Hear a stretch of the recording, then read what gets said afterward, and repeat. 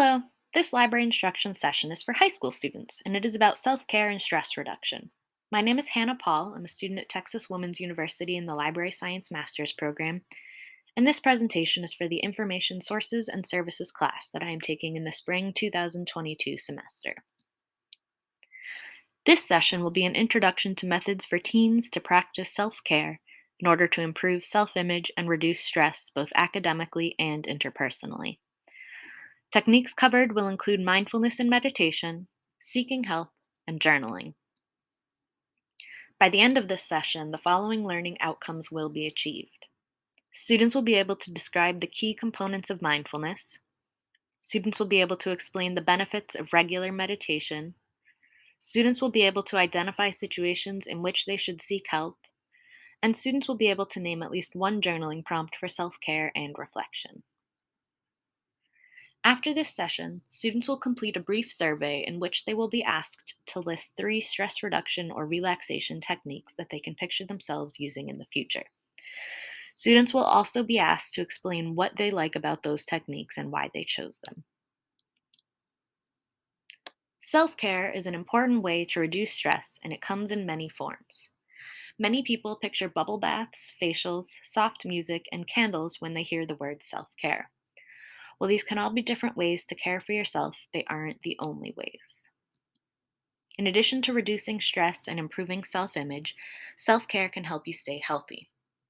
According to the World Health Organization, self-care is the ability of individuals, families, and communities to promote health, prevent disease, maintain health, and to cope with illness and disability with or without the support of a healthcare provider. Remember, mental and physical health are connected, so it's important to practice self-care for both. Some basic elements of self-care, according to the World Health Organization, include hygiene, nutrition, lifestyle, such as sporting activities and leisure, environmental factors, such as living conditions and social habits, and socioeconomic factors, such as income level and cultural beliefs. You might have noticed that some of these, including hygiene, are within our control, while others, including income level, are out of our control. Try to focus on what you can control in order to practice self-care. Even brushing your teeth twice a day can be considered self-care. In addition to lighting candles, self-care can be asking for help, spending time alone, putting yourself first, asking for what you need, setting boundaries, staying at home, saying no, forgiving yourself, and taking a step back. It's important to set boundaries when taking care of yourself. Remember, other people can't read your mind, so it's important to let them know if there is a way they can help you. You may find that some of these resonate with you while others don't. Take note of what you like so that you can be sure to incorporate it into your own self-care routine. Does anyone have any other self-care techniques that they would like to share?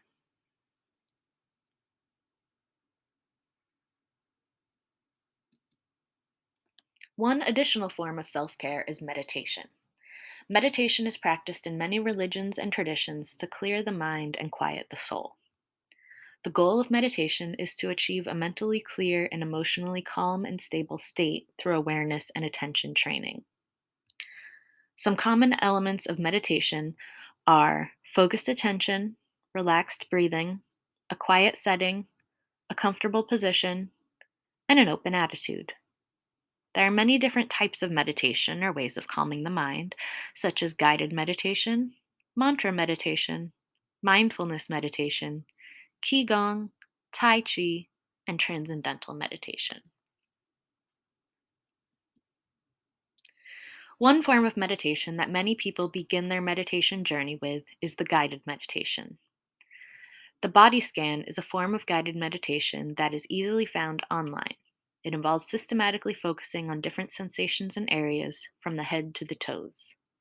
Here is a sample body scan meditation from the New York Times.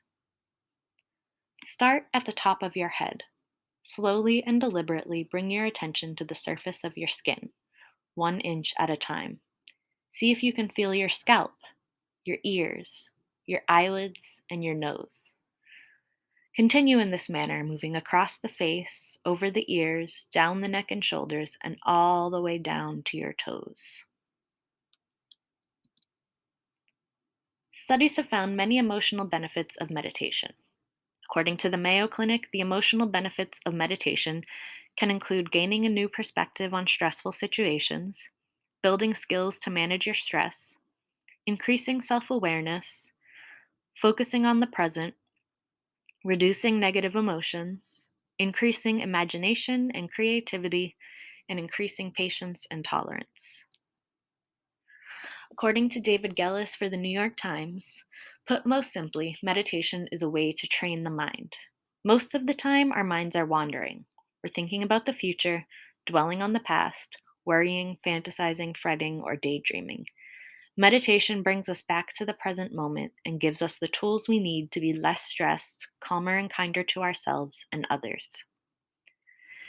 He also says that even just a few minutes a day can make a huge difference. There are many websites and apps that you can find for free with more information and examples of meditation. Please see me if you'd like a suggestion.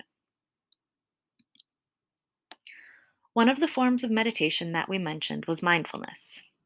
Mindfulness is a psychological approach to self care based in Buddhism. The American Psychological Association defines mindfulness as a moment to moment awareness of one's experience without judgment. In this sense, mindfulness is a state and not a trait. While it might be promoted by certain practices and activities, such as meditation, it is not equivalent to or synonymous with them. This means that mindfulness is a way of being, and it is not exclusively meditation. While meditation is part of mindfulness, mindfulness is about your moment to moment and day to day life. There are three main components of mindfulness: intention, attention, and attitude. Being intentional is important. Cultivate awareness and continuously return to it. This can look like being aware of your breathing and returning to that breath to stay present in the moment. Pay attention to the current moment. Observe your thoughts, feelings, and sensations as they arise, and then let them pass. Try not to get stuck on thoughts that pop up. Instead, acknowledge them and then let them pass and stay present in the current moment. Attitude is key. Keep a non judgmental, curious, and kind attitude toward yourself and others. Try not to judge your feelings. Be kind and patient with yourself. One self care technique that we didn't touch on earlier is journaling. By using mindful journaling prompts, you can practice self care and mindfulness at the same time. Here are some prompts for mindful journaling. Prompt 1: what qualities am I grateful to embody? This prompt helps you focus on a kind view of yourself. What are some things about yourself that you like? Prompt 2: what negative thought patterns do I wish to transform? Approach this prompt non judgmentally. Remember, you are not writing about what you are bad at, you are writing about what you can be good at. Prompt number 3: take note of whatever it is you're engaged in. While you're sitting, eating, or relaxing, what are your senses, not your thoughts, telling you? This is a way to be intentional and pay attention to the present moment. If you list these things, it can help you focus on the current moment. Prompt number 4: my highest values in life are. This is a good way to practice a curious and kind attitude towards yourself and pay attention to your life.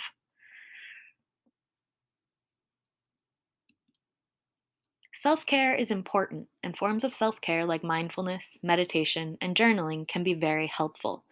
But sometimes stress and negative emotions persist through even the best self care routines. If you find yourself feeling overwhelmingly sad, stressed, angry, or anxious, it may be time to seek help. If you can, go to your parents and let them know what you are struggling with.